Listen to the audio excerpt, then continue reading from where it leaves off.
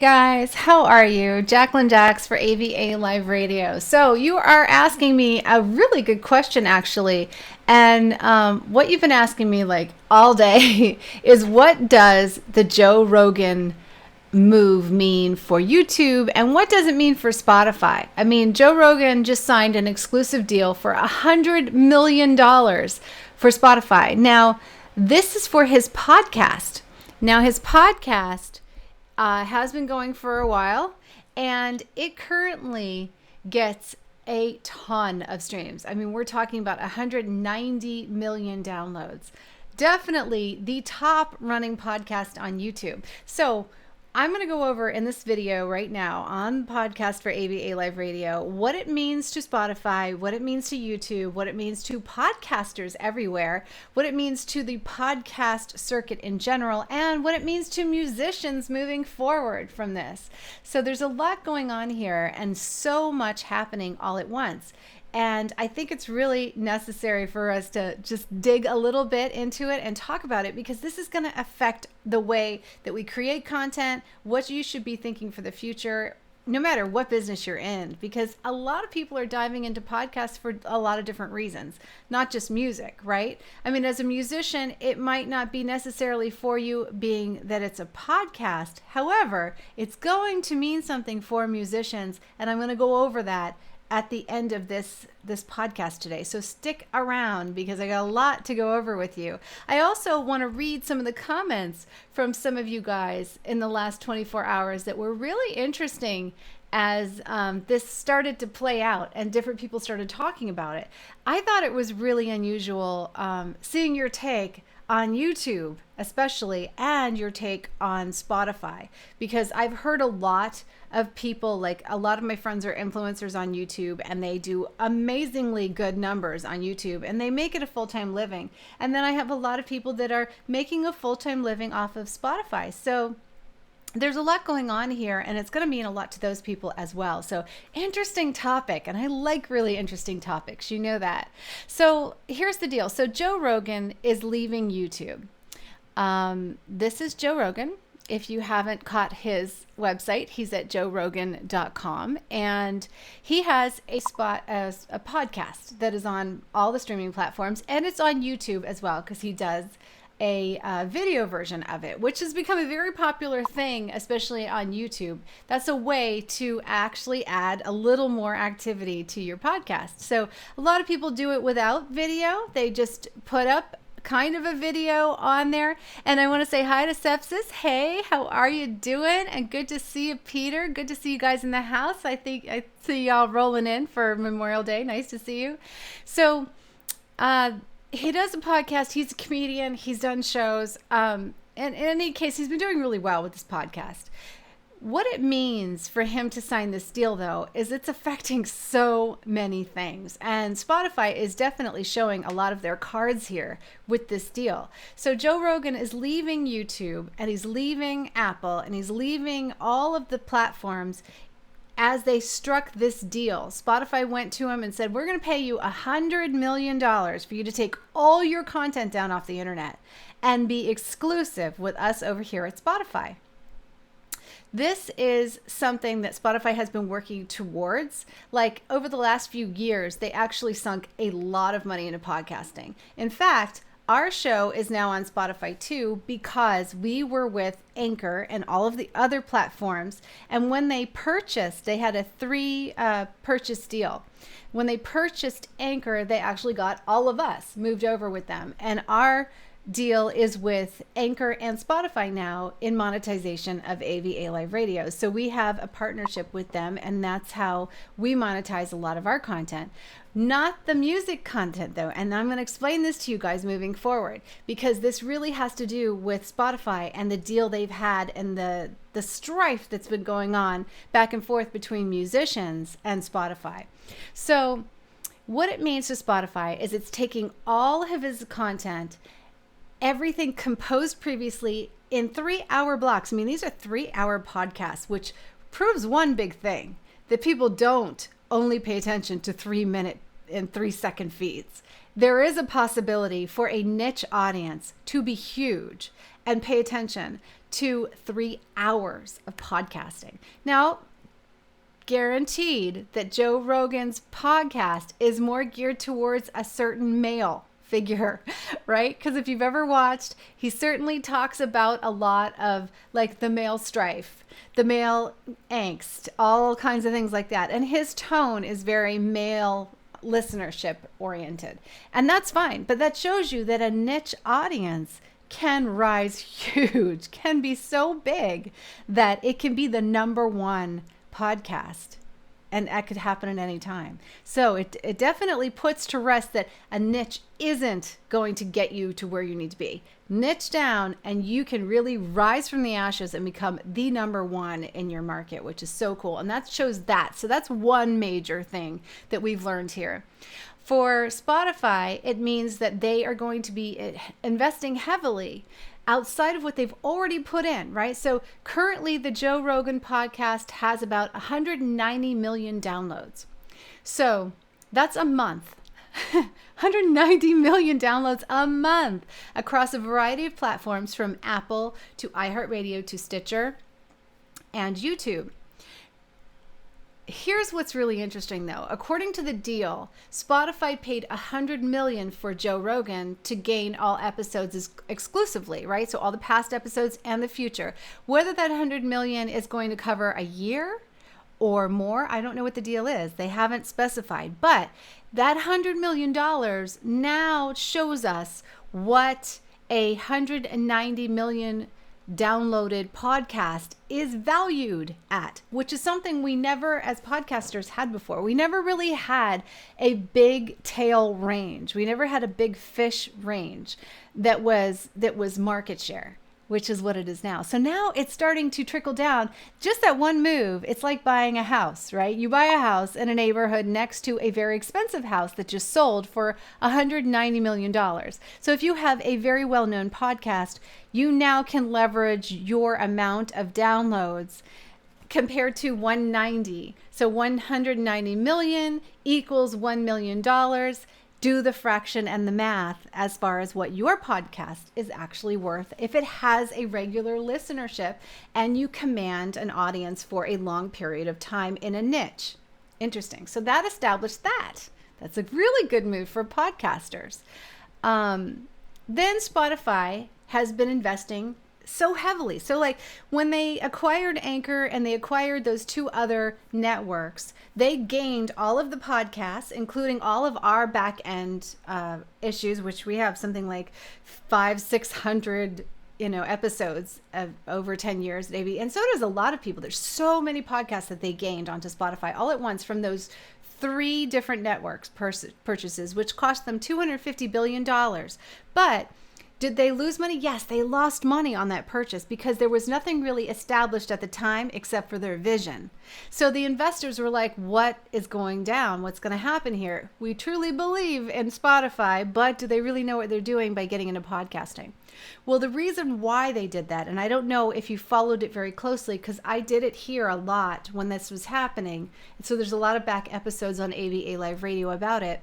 But at present, Spotify is now the world's largest streaming service, of which podcasting equates for 25% of that. But only since they did that $250 billion advance into podcasting technology. It didn't necessarily raise their market cap at the time, but this latest move raised it big time, and I'll tell you why. So, as a publicly traded company, you have to constantly be raising the market cap, right? You have to constantly be finding that big tail investment because big tail investments are going to move the bottom line higher if it's a good investment. And if you keep making big tail investments and they keep moving the bottom line higher, it's like the hungry shark. It never really ends. You have to keep going after the big get, but in this case scenario, they didn't go after like the number 10 podcast. They went after the number 1 podcast. So they went big this time to see what would happen. So as they did that and they made that move, they also announced that they're going to be putting out podcast exclusives, such as Joe Rogan's podcast, but also in video, the video version, meaning that they are directly competing with YouTube. So they're not only going after all their big fish, but they're adding video, which now makes it a whole different level platform. That itself, not just the one purchase, but that whole announcement in a big package, is what really raised the market value. Now, and I'm going to go over this with you so that you totally understand it. And I want to hear from you in the comments about this, what your thoughts are, what you think are the benefits, what you think are like the drawbacks. Is there a benefit? Does Spotify, is this a danger? Is this really going to set us up for disaster? Or is it a good thing that they're going to kind of take some of the energy away from platforms like YouTube and maybe other platforms that haven't been treating their podcasters right, or haven't been treating people right by paying them enough, which is a big problem, right? Yeah, I think so too. Your list is all big in your podcast on Spotify, but all nice to listen to. Oh, thank you so much. Yeah, we have a big list. We've done a lot of podcasts, that's for sure. So, what do you guys think the next move will be after the $200 million exclusive podcast artist? Because if this is a $1 million purchase, Joe Rogan, and he's number one on YouTube, who's going to be the $2 million exclusive? This is where I'm thinking maybe a musician's going to come in. Like maybe they're going to do like Ed Sheeran podcast, right? Because he's like the top person on Spotify. So wouldn't he be, if he had a podcast, wouldn't he be like the big get? Wouldn't that be worth like 200 million? And here's the thing.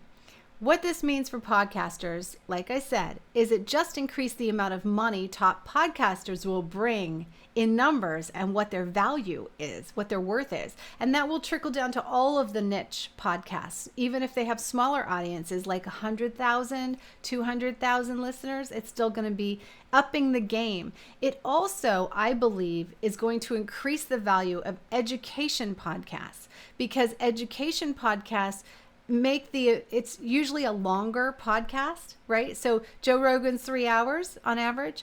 Education podcasts tend to be 1 to 3 hours. It shows us a clear road that you can place multiple ads on those educational podcasts. And the average person listening to an educational podcast is going to listen longer than the average podcast, right? Because they're trying to gain an education from it. So if they're listening to that and they're subscribed to it, they're probably listening to the entire thing. Mean that like every 15, 20 minutes, they can place an ad. Now, in the previous problem with Spotify and what they used to bitch about and why musicians used to get into it with them was before, if you were a musician and you have your music on Spotify, as a musician, you didn't feel like you were getting enough money. And the reason why was because they couldn't really place a lot of ads breaking up the music, right? Even though I do see ads on Spotify, there'll be an ad in between songs, but there's not the availability. We're talking about like a 3-minute piece of music, not a 3-hour podcast. So they have to give a large portion of the royalties of the advertising to the artist when that song is played. So yes, it did gain them subscribers, which are paid subscriptions, but they feel that it didn't really raise their bottom line by paying artists to be on the platform and paying artists for their music on the platform. And this has been the big problem with Spotify and why they even went to podcasting. They went because they simply couldn't keep going the way they were going, according to a lot of the news articles that I've read over the last 2 years. Now, when big fish like Ed Sheeran, Lady Gaga, all these people that are signed with record labels are on Spotify, what happens is a record label collects the royalties and then pays the artist, meaning that Spotify is paying the label. The label is keeping 50 to 80% of the royalty, and then they are paying the artist after expenses. Spotify made a move recently, and this is where musicians come in, where they are allowing artists to directly upload their music to Spotify without having to go through a distributor. Now, the advantage of a distributor, just so you know, in case you don't know, and I'm not talking about SoundCloud distribution, don't go there. Don't do reverb distribution, but both are expensive. They're like $150 and it's totally not worth it. Go to like DistroKid, where you can get a package to upload as many singles a year as you want for like $25. And that will put you on all of the distribution platforms. Done. You don't need a label for it. You can just do it yourself. It's not something that's like takes a rocket scientist. So if a label is convincing you need to be with them in order to get distribution, hello, it's $25. It's not necessary. That way you get paid directly. Now, Spotify has opened the door.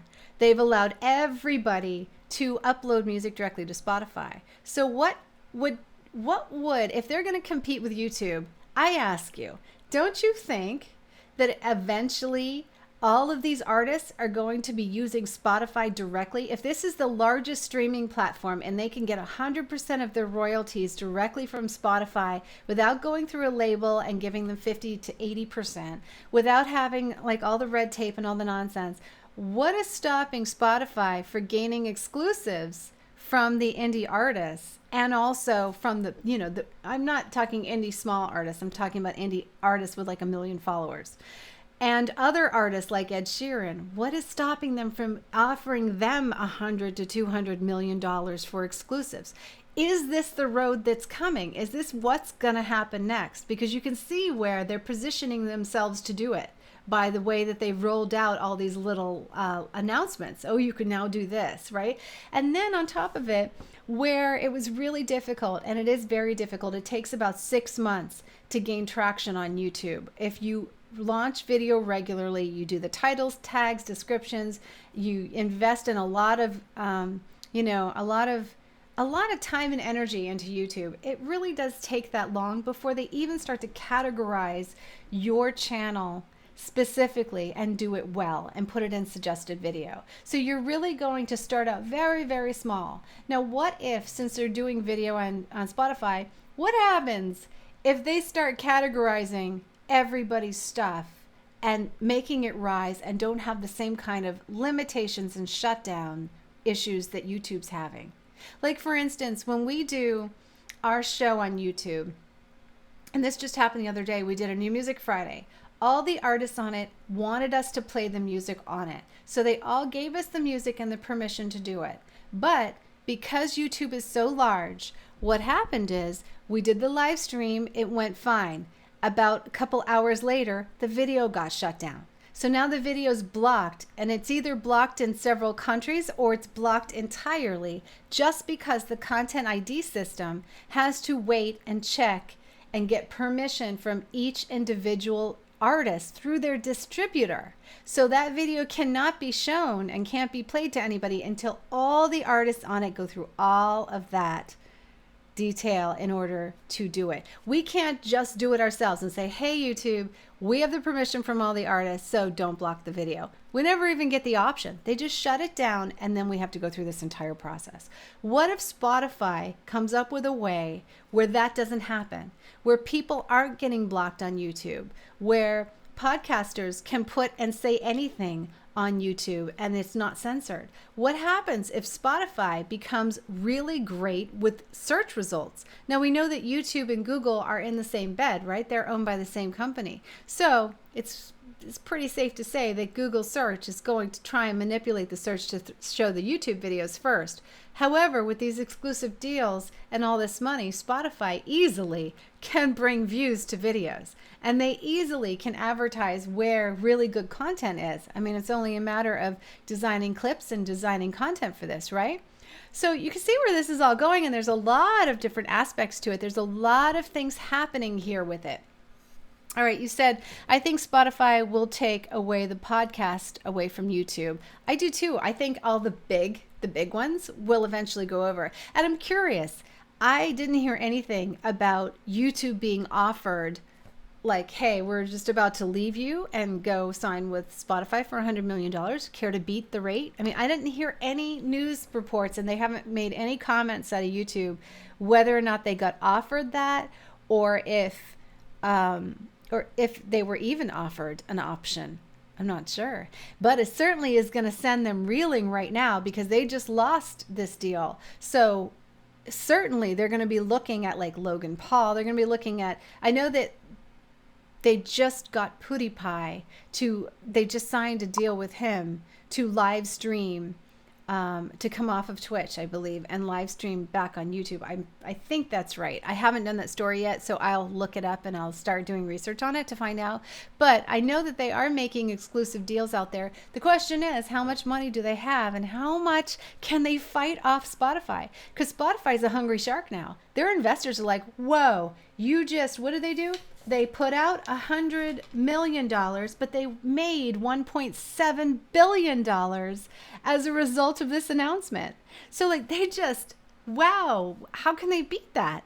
They're going to have to, though, because when you have a public company, the deal is you can't go down, you have to go up. So what's next? Who is the big fish next? Because they've already got to the top. So, and are they going to go to the top 10 and they're going to steal them as well? And is it going to be something? Now, here's where it affects advertising and the amount of money. Once this happens, and we saw this before, we saw everybody from Facebook shift to YouTube. And then we saw people from YouTube shift back to Facebook when there was alerts with the content, right? Advertisers were saying you're allowing, this is why they have really tough restraints and driving people crazy. People were putting up videos on YouTube, and those videos were offensive. They were from different countries, and the ads were automatically running against them. And so therefore the advertisers started pulling their ads because they were worried that they were getting compromised. They were involved in kiddie porn and murders and all kinds of crazy stuff that was going up on YouTube, and the ads were running against it. So they pulled their advertising and they went over to Facebook. Then since then they've pulled their advertising, and now they're heading over to Spotify, which means that there's going to be so much more advertising available to all the podcasters. So right now, for instance, this episode is going to be sponsored when it hits our station on Spotify. And who sponsors it? Usually Anchor FM and Spotify sponsor it directly. Sometimes it will be sponsored by different people. Like every 15 minutes, you'll see an ad come up, and that supports the station. With the one detail. If we put music on our podcast, we can not collect advertising dollars. And that's where the issue starts to roll with the music. That's where a lot of podcasters will not play music on their podcast.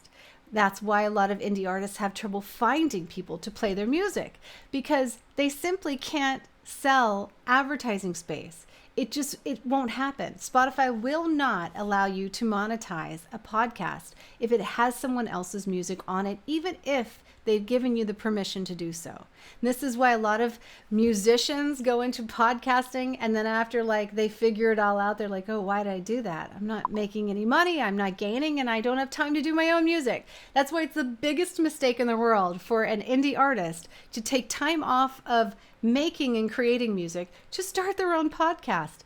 It's not lucrative. Believe me, it's not the way to go. You're so much better working out deals with people who are doing indie music and they're making that work. You know what I mean? Like AVA Live Radio, we found a way to make it work within all of the systems, within iHeartRadio, Anchor FM, 10 different channels and networks, as well as on social media. And we continue to fight to find a way to make it work. Even when we get our videos shut down on YouTube, we still find a way to make it work. So at the end of the day, there's a lot, right? There's so many rules, so many regulations, but so much incredible stuff is happening. And where is this all going anyway? I mean, what was the last thing you listened to? Do you listen to podcasts? Are you a small percentage of people who listen to podcasts, or is that percentage growing?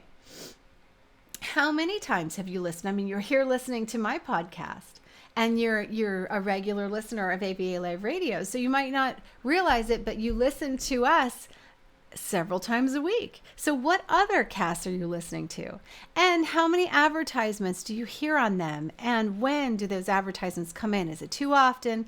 Are you on YouTube and you Are you getting past the advertisements there? Are there less advertisements there? So think about this next time you watch this content and you see if you're presented with advertisers, you know that space is starting to increase and those people are starting to make more money or be able to make more money, which means that can be sank into equipment, content, producing more content. Because remember, nobody has time to do anything for free. They have to pay for something somewhere along the lines. They can't just sit there and entertain you for nothing. So all of the YouTubers, every influencer in the world that is putting on content, yes, they're doing it to build their brand, but the brand has to be able to pay them back.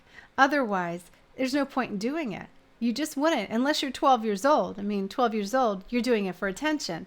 But anybody with a right mind is not going to be able to do that long term for free when they really think about it and they sit down and think past the I want to be famous thing. Then after that, they're going to be like, wait, I need to get a job because this is not working and this is hard because it's a lot of work to be sitting in this chair. I guarantee it. Trust me, it is. So let's see what some of you guys are saying now that we kind of got through that.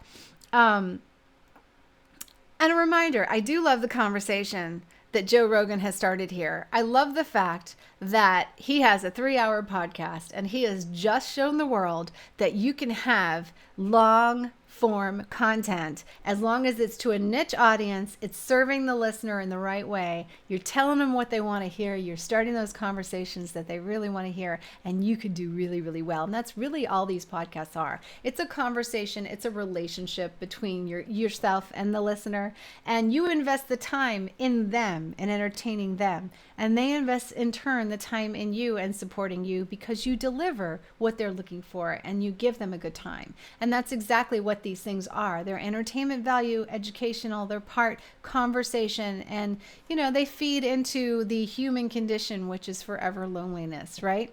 But I figure this is a huge threat to YouTube, big time. And I'm really curious about who's going to be that next big fish. So as far as the music industry, you get what I'm saying about the podcast, right? And what's happening with music and royalties. It's really going to be more lucrative, bottom line, for artists not to have to split the royalties with all of the people who are just basically pressing the upload button. So like when you're, if you have a label and all they're providing you with is distribution, it's not like it was. It's not like they're getting you in Kmart. They're not putting your CD on shelves, right? They're basically uploading a song and pushing upload. And this is something that artists can do themselves. I'm not saying labels aren't important. They are important for a lot of reasons, but not for distribution. So if that's all a label is doing and offering someone, it's certainly not enough, and they're going to have to step up their game and be able to pay the big dollars to advertise for artists. They're going to have to do things that improve the artist's music.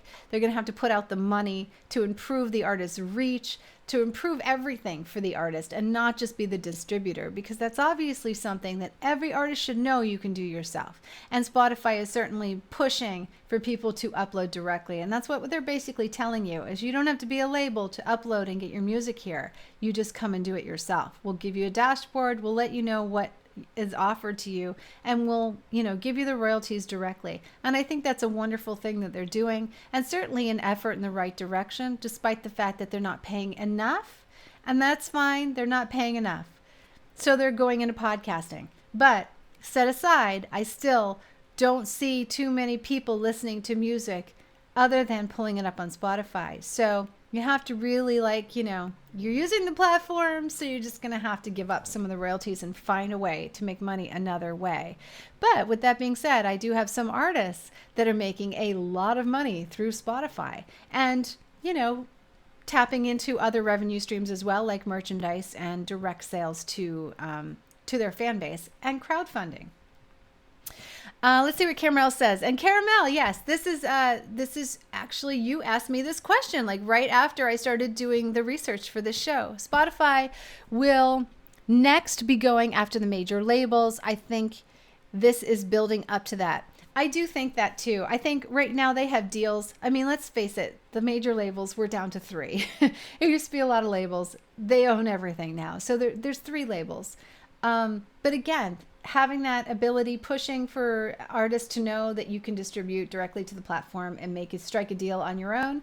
I think maybe, possibly, the big gets are going to be like Ed Sheeran might not find the use for a label. I don't know. You're going to have to see what happens moving forward. But as far as indie artists go, one, you should always be putting your music on Spotify, and you should only and never overpay for distribution, because like I said, DistroKid is so inexpensive, and that's really all you need.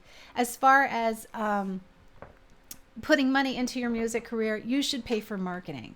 Marketing is the biggest thing for any business. Is where are you going to put your music? Who is going to push it out? Do they have listeners? Are people listening, and how are they reacting? Like, for instance, right now at AVA Live Radio, we have something called a gold package. And that's a good starter package for people who have a little bit of money to invest in their advertising, and they want something that's really well-rounded. So in other words, they're going to gain music blogs, they're going to gain feature stories, they're going to gain a one-to-one interview, right? Where they can tell their story, and then they have that on podcast.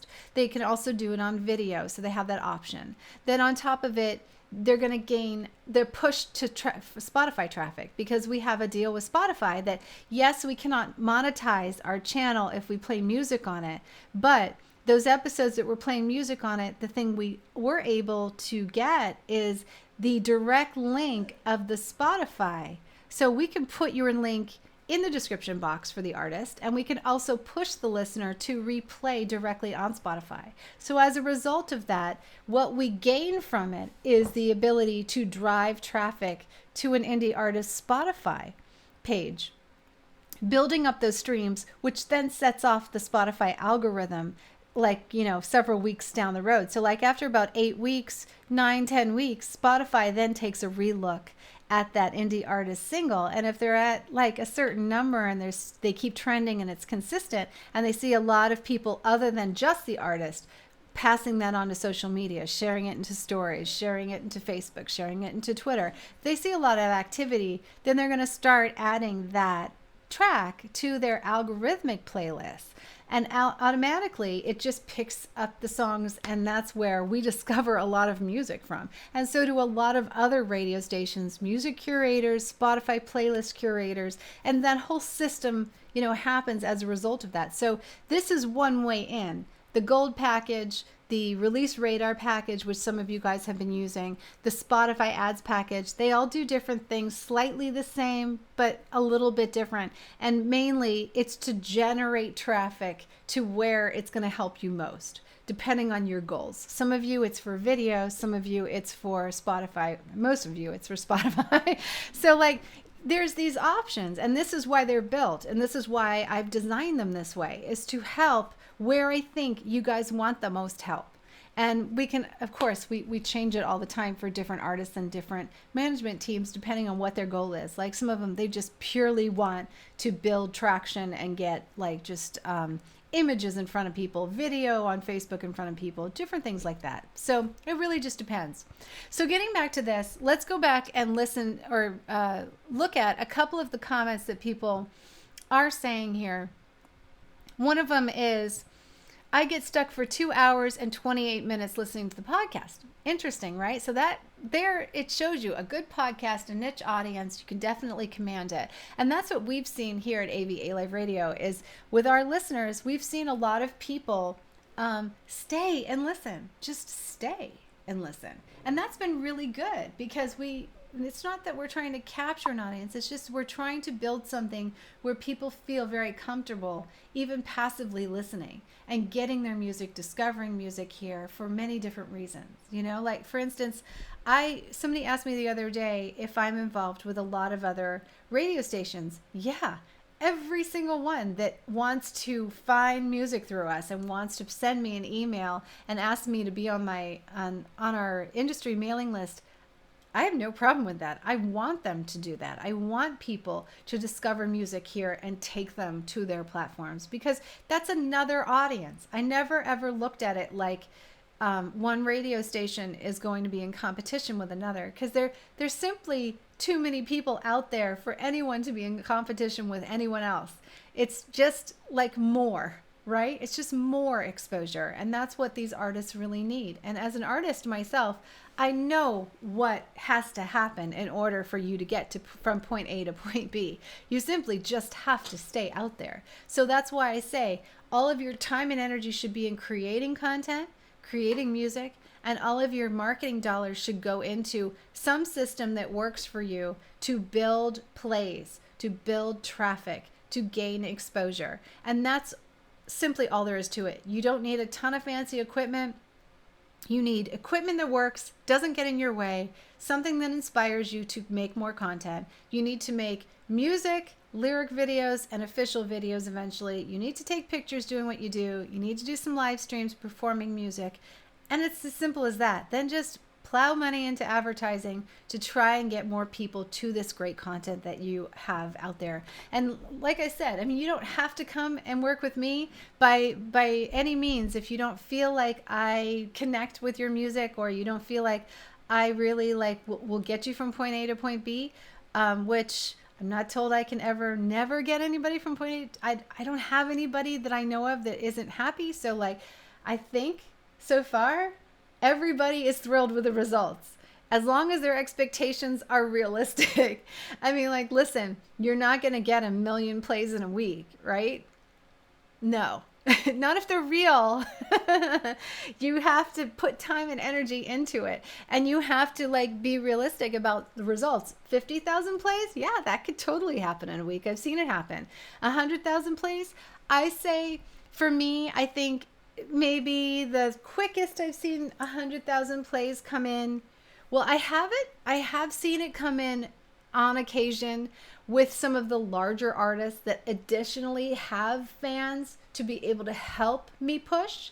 So when I push, I can gain traction really quick because they see comments happening and they see that this artist is not just new. They've already gained traction, which means that I can place them on more popular sites and more popular music blogs where they're going to get a lot more results quicker. But again, those popular music blogs are not going to take somebody that has no traction and has no fan base. So it just depends on what you're coming to me with.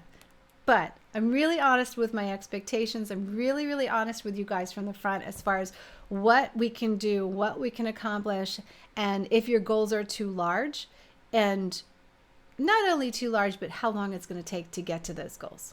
That's the big thing. All right, let's read some more.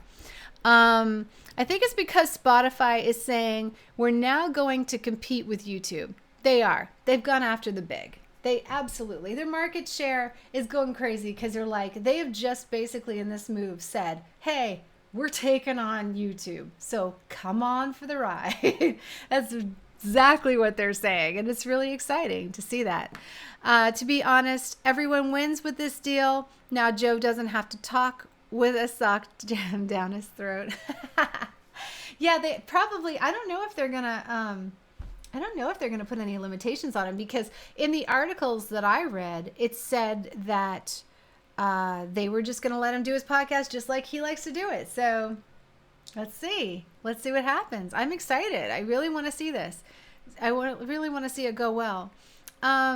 Then a lot of these people were saying, great point. YouTube can't control everything. Otherwise we lose. YouTube has really become terrible in the last few years. So good for Joe, because he's going to strike that balance.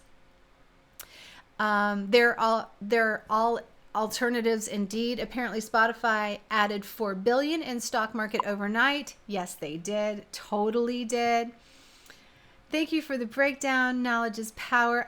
You're very, very welcome. You're very welcome. Well, I've been following this for 2 years. So I was kind of waiting for a big something really big to happen here with Spotify. And and so this is the tip. This is just the tip. Wait till you see what happens. I'm going to keep following it. Totally doing this. What else did you guys say? It's hardworking, but then you get what you want. The fans will see everything you do. Yeah, they always do. I think with consistency, with whether you're a podcaster, whether you're an indie artist, whether you're running a business that you put on YouTube and you document every single day, whatever it is that you're doing, ultimately you're going to build an audience for doing it. You just have to be patient enough, you know? Like a lot of artists, this is the same thing when artists start to do their own podcast. They give up in a couple of months because they realize nobody's listening, nobody cares, and then you feel bad. But you don't realize it takes a long time. A lot of these feeds that you've seen, like these compilation YouTube channels, their first year it was like maybe 1,000 subscribers at most, but then like the next year maybe it went to 50,000. So like you're talking about an investment of 12 months, 24 months. Now, when you're talking to an indie artist about that kind of investment, it's fine if you're investing in producing music because that's what you like to do. But when you tackle challenges that aren't in your wheelhouse, it doesn't make any sense because essentially, I think every artist should be focused on making music and doing what they do best, and they should be hiring for advertising, hiring people to tackle the things that they don't do best, because that's how you build a business. If you take on all the jobs yourself, you're simply going to grow really super slow, right? It makes sense because you're only one person and you need some time off. And at the end of the day, your music is going to be sacrificed for that time off because this stuff takes a long time to put together. Music requires a great deal of headspace. You have to be in it. You have to be submerged in it. You can't just pull out to go and do a podcast for someone else. You can't pull out to go have a conversation with a guest. You have to stay in where you're at all the time. And the only time you pull out is to work and make more money. That is it. Let's just face it. You can't drive yourself crazy. And this is why everybody quits all the other things that they try to do that are aside from making music, entertaining their fans, sticking with their fans, and providing great content for their fans. That's all you guys need to do to be successful. You just have to stay with it and stay focused. Another person said, YouTube is censoring freedom of speech. Reason enough to be terrible. Again, I addressed that point earlier. That had to do with advertising. When you have freedom of speech, you don't get advertising dollars, and therefore you can't support a platform. So although they were running the wave, right, of like, let's take a chance and give everybody freedom of speech, but then when a platform gets big, like what you saw with Facebook and Instagram, once the platform gets so big, they can't keep track of it. They throw a computer on it and the computer just shuts everybody down. It's just the way of the algorithm, you know what I mean? And that's ultimately, they can, because this, although a public platform, it's privately owned. So when you have these social media pages that are privately owned, you don't have freedom of speech. The only place you're going to have freedom of speech is on your own website, which is why you should always have your own website, your own.com and your own blog. And that is back to lesson 1 from 10 years ago when I first started with you guys. Let's see what Caramel said. I'm so glad you made that comment because it seems like everyone and their mama is trying to start a podcast. Yeah, they are, because it's a popular thing to do right now. But listen, I've been down this road with artists before. I have so many of them that go off, they do some episodes, and then they're like, okay, that's enough episodes. I'm going to go back. And then they come back and they're like, I got a new song. It's been like years, right? And I just see it coming. I know exactly what's going to happen because in an artist's heart is music, not podcasting. If you have the talent to create music, that's your gift. Your gift isn't the gab. Your gift isn't to start an advertising platform for other artists that you think you're going to be able to use for yourself. The gift is you performing, you doing what you do, whether it's making a video of you making music, what headphones you like. You need to be in the studio and contacting and connecting with fans directly from your studio out, not building other platforms that don't really allow you to do that, but they take away from the time of doing that. And I think it's a conversation we need to have because I just see so many people making the same mistake. And then, you waste 2 years, you waste 6 months, you waste so much time. And at the end of the day, listen, podcasts take years to catch on. The people who catch on quickly, they already have built a fan base somewhere else. Like for instance, A lot of YouTubers are starting podcasts. That's what you're seeing. And maybe it's making you feel pressure like you need to start a podcast. Unless your podcast is you playing music, you playing your own music and you call it a podcast because you actually post the live. Like, here's something an indie artist could do. You could live stream on YouTube, which takes care of my request for you to live stream on YouTube more so that we have more content to push out there for people to look at. You can take the audio. So all you do is you pull up your video in QuickTime Player, and it gives you the option to download the audio from the video. So you now have an audio file that you can upload using Anchor or directly using Spotify. You can upload it as a podcast version. So now you have your official music, and then you have your podcast version, which is basically your live feed, which is really cool. That is the acceptable way for a musician to have a podcast, because it's you. It's you promoting you. It's not taking time away from you creating music. It's you entertaining your fans and speaking directly to your core audience. You've done it on live. So eventually, by building the YouTube live streams, especially if you show up regularly once a week and tell everybody where you're going to be, let them all sign in, let them be there, talk directly back and forth to them, that now becomes that really active audio feed that's so much different. And it shares the music in a different way. I mean, perhaps you performed on the live stream differently than you perform the music any other time. That's a bonus. That's a bonus track right there. And it's a way for you to connect with your audience. So if I were a musician just doing music and marketing my music, I would be creating live feeds on YouTube. I would be taking pieces from that and sharing them on Facebook to direct people back to the YouTube videos and advertise the fact that I do this live stream every single how often on YouTube. I would additionally put them on Twitter. Those 1-minute clips would now push people back to YouTube and also let them know that I'm live streaming on YouTube every single Wednesday, every single whatever. And then eventually you would be able to monetize the YouTube channel because it's your own content. You would also, during the live streams, be able to enable, when you get to a certain point, tips. So people can leave you tips and be highlighted. You can also sell your merchandise directly from the description box because it allows clickable links in the description box. So that cures the problem with Instagram not offering clickable links or Facebook blocking you for having clickable links. So this is ways that a musician should be utilizing these streams and services. Then you have that podcast version that you send out to your mailing list. And now you have a YouTube version where they can see it, a passive audio they can listen to, and they can binge listen to all of your episodes and hear what you have to say, listen to the music in a different way, and then they can also enjoy the official high definition version. That is how musicians should really use this technology.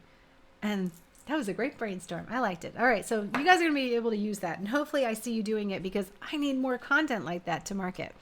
Okay, so what else? If I watch here by podcast from the Netherlands, it gets really crazy. Most make one episode and then quit. Yeah, that's the thing and it's hard, right? Because you like subscribe and you get all into it and then you start enjoying it and then everybody goes away and then you have to go on to something else. I totally agree with you. And it's annoying. Only from popular TV programs going, yeah, I think all the TV programs are eventually going to be too. Because right now, the only time I watch TV is either news to get an update. And other than that, it's just Netflix or Amazon Prime movies and YouTube. And I watch way more YouTube, even for news, because I usually miss it because I'm streaming. So now I usually just catch up with the news on YouTube. That's where it is, right? So maybe it'll end up on Spotify, where we'll be like in one platform. It'll be really fancy and just all be there. So that was some of the things that they said. Interesting, huh? Really interesting. I know. All right, guys, I have an interview to do in just a few minutes, so I'm going to go catch that interview with Paddock. He's got a Behind the Music episode coming up here at AVA Live Radio. That was so much fun. We didn't get a chance to play music, but I think we really covered everything with regards to this topic. I feel like I've thoroughly exhausted it now. And I told you everything that I know so far about it. Yeah. Happy Memorial Day, and I will see you guys again soon. Very, very soon, with a interview with Paddock, music, and also more live streams because we've got new music to play on New Release Radar. Have a great one, and leave me a comment below. Let me know your opinion about YouTube, your opinion about Spotify, what this move means to you, and how you're going to utilize it, because I'm really curious. Maybe some people will follow your channel if you leave the message below so that they can find out about you on YouTube.